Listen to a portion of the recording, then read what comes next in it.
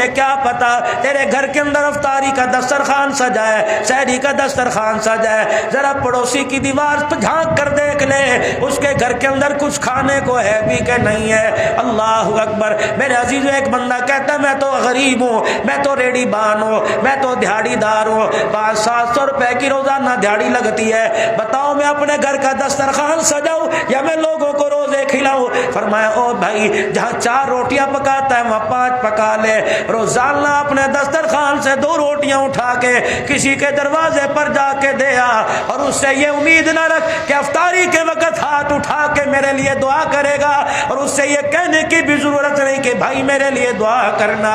میرے عزیزا جب اللہ کے دسترخوان, اللہ کی نعمتوں میں سے جب اپنے دسترخوان پہ خدا کی نعمت کو دیکھے گا, من چاہی چیز اس کے حلق کے اندر جائے گی, پیٹ بھرے گا, اتنیاں چھڑیں گی, عرش عظیم سے منہ سے نکل کر دعا خود بخود پہنچ جائے گی. رسول اللہ صلی اللہ تعالی علیہ وسلم کی صاحبزادی سیدہ فاطمہ الزہرا رضی اللہ تعالی عنہ روزے کی حالت میں, اور گھر کے اندر اتنا آٹا جس سے 4 پیڑے بنتے ہیں, بچے بھی روزے دار ہیں, سیدنا علی رضی اللہ تعالی عنہ بھی روزے دار ہیں, روزے کی حالت میں اما فاطمہ بھی روزے کی حالت میں, دسترخوان سجا گیا, ایک ایک روٹی سب کے حصے میں آ گئی. ادھر میرے عزیزوں مسجد سے افطاری کا اعلان ہو گیا, جب منہ میں نوالا روٹی کا ڈالا سب نے اپنی اپنی پوری روٹی سمیٹ لی. سیدہ فاطمہ نے آدھی کھائی اور آدھی روٹی کو مروڑ کر اپنے دوپٹے کے کونے پہ باندھ لیا. حضرت علی نگاہ سے دیکھ رہے تھے, آپ نے فرمایا فاطمہ تراویح کے بعد کھائے گی, نماز کے بعد کھائے گی, یا رات کی تنہائیوں میں خدا کا قرآن پڑھتے پڑھتے تجھے بھوک لگے گی اس وقت کھائے گی. حضرت علی کہتے ہیں منہ سے تو جواب نہ دیا, آنکھوں سے آنسو نکلنا شروع ہو گئے. میں نے کہا فاطمہ میں نے ایسی کون سی بات کہہ دی جس کی وجہ سے تیرے دل پہ بار آ گیا؟ سیدہ فاطمہ روتے ہوئے کہنے لگی علی تجھے کیا پتا, آج میں نے 4 دن کے بعد روٹی کھائی, روٹی کھاتے کھاتے مجھے بابا جان محمد عربی کی بھوک یاد آ گئی, پتہ نہیں میرے باپ کو آج 4 دن میں ملی ہوگی کہ نہیں. ادھر رسول اللہ صلی اللہ علیہ وسلم مسجد میں نماز پڑھا رہے ہیں, حضرت علی سے اجازت لے کے سیدہ فاطمہ گھر چلی گئی. دروازے پر ملاقات ہوئی, کب بیٹی کس وجہ سے آنا ہوا؟ کہ ابا جی مجھے اندر تو جانے دیجئے. رحمت دو عالم نے اپنی دھیرانی کو اپنے پاس بٹھا لیا. بیٹیوں کو بوجھ سمجھنے والوں, بیٹیوں کو دیکھ کر منہ بنانے والوں, آؤ میرے عزیزوں کا شان نبوت کا حال دیکھو. رحمت دو عالم علیہ السلام نے بیٹی کو اپنے پاس بٹھایا. سیدہ فاطمہ الزہرا نے اپنے کونے, اپنے دوپٹے کے کونے کی گرہ کھولی اور آدھی روٹی نکالی. کہ ابا جان آج میرا دل چاہ رہا ہے آج میں اپنے ہاتھوں سے آپ کو کھلاؤں. رحمت دو عالم کے ہاتھ میں لقمے بنا بنا کے بیٹی نے منہ میں ڈالا, اپنے ہاتھ سے لقمے بنا کے رحمت دو عالم صلی اللہ تعالی علیہ وسلم کے منہ میں دیا. رحمت دو عالم علیہ السلام رو بھی رہے ہیں اور روٹی چبا رہے ہیں. کہ ابا میں تو اس وجہ سے روئی 4 دن کے بعد مجھے روٹی ملی. ابا تو کس وجہ سے رویا؟ رحمت دو عالم نے روٹی کا لقمہ چباتے فرمایا اے میری بچی اگر آج تو آدھی روٹی بچا کے نہ لاتی تو 5ویں رات بغیر روٹی کا ٹکڑا کھائے تیرے باپ کی گزر جاتی. اب جو روٹی سیدہ فاطمہ الزہرا نے کھلا دی کہاں پیٹ بھرتا ہے؟ اما فاطمہ رو رہی ہے. رحمت دو عالم علیہ السلام نے فرمایا بیٹی اب کیا بات ہے؟ کہ ابا 5 دن کے بعد روٹی ملی, وہ بھی آدھی ملی. میرے ابا تیری بھوک پتہ نہیں ختم ہوئی کہ نہیں. میرے ابا کل کیا بنے گا؟ نہ میرے گھر میں آٹا نہ تیرے گھر کے چولہے میں آ گئے. فرمایا بیٹی تو بھی صبر کر کے دکھائیو اور میں بھی صبر کے شکرانے کے اللہ کے آگے سجدے کروں گا. ابا اس سے کیا ملے گا؟ کہ فاطمہ تو علی کے گھر میں صبر کرنا, میں اپنے گھر میں صبر کروں گا. ہمارے صبر کی برکت سے پروردگار عالم میری امت کے گناہوں کو معاف فرما دے گا. میرے عزیزو جس نبی کی ادا پر امت کے گناہ معاف ہو, آج امت قرآن سے اتنی دور ہے. مولانا سجاد نعمانی انڈیا والے کتنا بڑا اللہ کا ولی ہے. میرے عزیزو روتا ہوا فرما رہا تھا, کہنے لگے ایک اللہ والے کو خواب میں 2 مرتبہ رسول اللہ صلی اللہ علیہ وسلم کی زیارت ہوئی. رحمت دو عالم علیہ السلام ایک مکان میں کھڑے ہیں جس کی چھت گری ہوئی ہے. اللہ کا پیغمبر زاروں کا طاہر رو رہا ہے. خواب میں جس کے آئے انہوں نے عرض کیا یا رسول اللہ صلی اللہ تعالی علیہ وسلم کیا وجہ ہے, آپ کیوں رو رہے ہو؟ کہ میری امت کو کہہ دو, میری امت امت نے مجھے چھوڑ دیا ہے، میری امت نے میرے دین کو گرا دیا، میری امت نے مجھے چھوڑ دیا، میں محمد کو تنہا کر دیا ہے۔ میرے عزیزو آج مسجد ویران ہے، آج مارکیٹیں آباد ہے، لوگوں کے ساتھ 1.5 گھنٹہ موبائل کے اوپر میرے عزیزو پیکج لگا کر بات کرنے والے نظر آئیں گے، پورے رمضان المبارک کے مہینے میں قرآن کو سینے سے لگانے والے نظر نہیں آئیں گے۔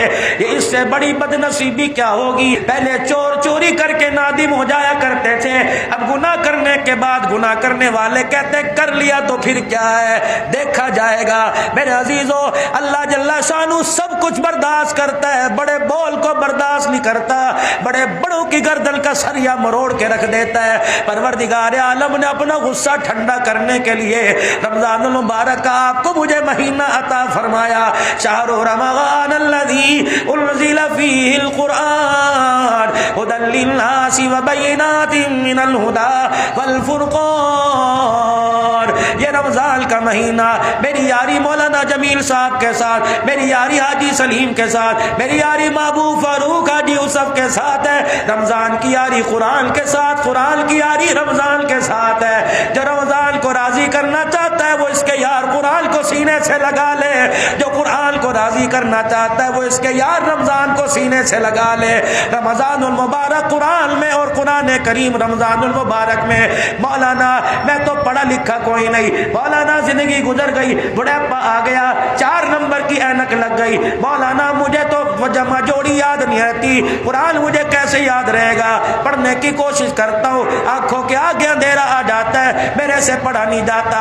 اللہ اکبر! اس کے لیے فقہاء نے، علماء نے بڑا مسئلہ بیان کیا، فرمایا رمضان المبارک کا مہینہ جب چڑھ جائے، پہلا روزہ ہو، رمضان المبارک کے پہلے روزے 3 مرتبہ سورہ اخلاص پڑھ، دوسرے روزے کو بھی 3 مرتبہ سورہ اخلاص پڑھ، تیسرے روزے کو بھی 3 مرتبہ سورہ اخلاص پڑھ۔ جب 27ویں رات آئے گی، شب قدر کی رات آئے گی، پھر بھی 3 مرتبہ سورہ اخلاص پڑھنا، تجھے 84 سال مسلسل قرآن پڑھنے کا ثواب مل جائے گا۔ 2 رکعت نفل روزانہ ادا کرو، ویسے تو تراویح پڑھ رہے ہو، ویسے تو چاشت اشراق پڑھ رہے ہو، میرے عزیزو 2 رکعت نفل اس نیت سے ادا کرو، پھر 27ویں رات کو بھی 2 رکعت پڑھنا، 84 سال تک مسلسل اللہ کے آگے سجدہ کرنے کا ثواب مل جائے گا۔ 10 روپے روزانہ اللہ کے راستے میں دے دو، 27ویں شب کو بھی 10 روپے دے دینا، 84 سال تک صدقہ کرنے کا ثواب مل جائے گا۔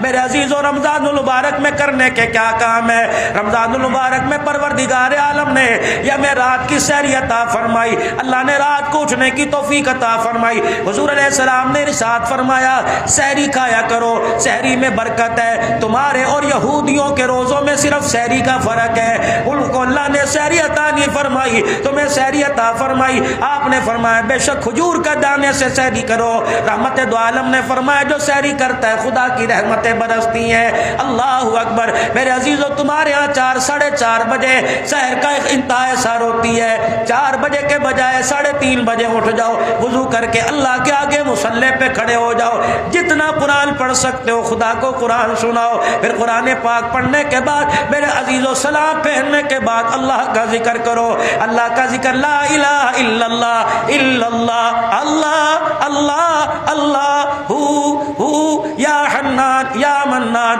استغفر اللہ، جتنا اللہ کا ذکر کر سکتے ہو اللہ کا ذکر، پھر استغفار کی کثرت کرو، پھر رو کے اللہ کے آگے سجدے میں پڑھ کے دعا کرو۔ میرے عزیزو بچہ جب چلملا کے دکھاتا ہے ماں باپ کا کلیجہ جوش مارتا ہے، جب بندہ خدا کو سجدے میں رو کے دکھاتا ہے اس کا رحمت کا دریا جوش مارنے لگ جاتا ہے۔ خوب اللہ کو، اور اللہ پاک نے آپ کو موقع عطا فرمایا میرے عزیزو سحری اور افطاری میں ایک کام اور کر لو، چلو میرے بھائی میرے پاس اتنی ہمت نہیں میں کسی غریب کو اپنی عید میں شامل کر سکوں، میں کسی کو اپنی کمائی سے جوڑا دے سکوں، روزانہ 20-25 روپے، روزانہ 50 روپے اپنے گلک میں ڈالتے رہو، 8 دن کے بعد دیکھو کتنے پیسے، 15 دن کے بعد دیکھو کتنے پیسے، 20-22 دن کے بعد دیکھو کتنے پیسے، مارکیٹ میں جاؤ ایک جوڑا خریدو اور اس انداز سے مستحق کے ہاتھ میں دو کہ تجھے دیتے پتہ نہ لگے اسے لیتے پتہ نہ لگے، تمہارے دونوں کے کام کو عرش والا دیکھ رہا ہے۔ میرے عزیزو اس انداز سے دیکھیا، فرمایا وہ زکوٰۃ بہتر نہیں جو لوگوں کو بلا کر ان کے دروازے سے بلا کر اپنے دروازے پر کھڑا کر کے دی جائے، زکوٰۃ وہ بہتر ہے جو لوگوں